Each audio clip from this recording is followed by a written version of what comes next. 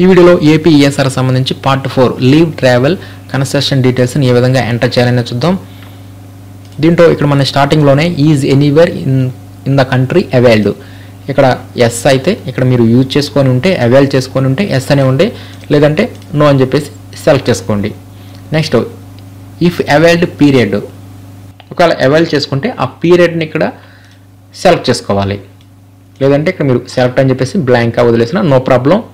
Next ఇక్కడ black పీరియడ్ని select చేసుకోవాలి, అంటే మీరు కనుక హోమ్ టౌన్ కానీ ఎనీవేర్ ఇన్ ద ఏపీ కానీ ఈ విధంగా ఏదైనా బ్లాక్ పీరియడ్లో మీరు ఉపయోగించుకొని ఉంటే ఏ బ్లాక్ పీరియడ్లో మీరు ఈ ఎల్టీసీని యూజ్ చేసుకున్నారో ఆ బ్లాక్ పీరియడ్ సెలెక్ట్ చేసుకుంటారు. నెక్స్ట్ హోమ్ టౌనా ఎనీవేర్ ఇన్ ద ఏపీనా అనేది సెలెక్ట్ చేసుకోవాలి. దీనికి సంబంధించి ఎంట్రీ కూడా మనకి ఎస్ఆర్లో ఖచ్చితంగా ఉంటుంది.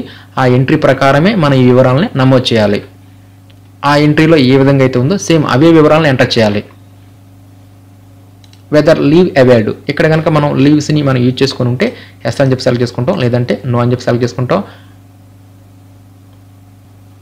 మనం ఎప్పటి నుంచి ఎప్పటి వరకు మనం యూజ్ చేసుకున్నామో ఆ ఫ్రమ్ డేట్ టు డేట్ ఇవ్వాలి.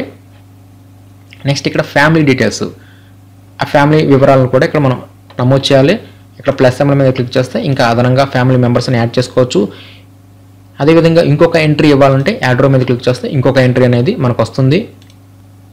ఈ విధంగా మన యొక్క ఎస్ఆర్ ప్రకారం ఎంట్రీ అనేది ఏ విధంగా అయితే ఉంటుందో సేమ్ అదే బ్లాక్ పీరియడ్ అవే వివరాలని ఆన్లైన్లో ఈఎస్ఆర్లో మనం ఈ విధంగా వివరాలను ఎంటర్ చేసి సేవ్ చేయాల్సి ఉంటుంది.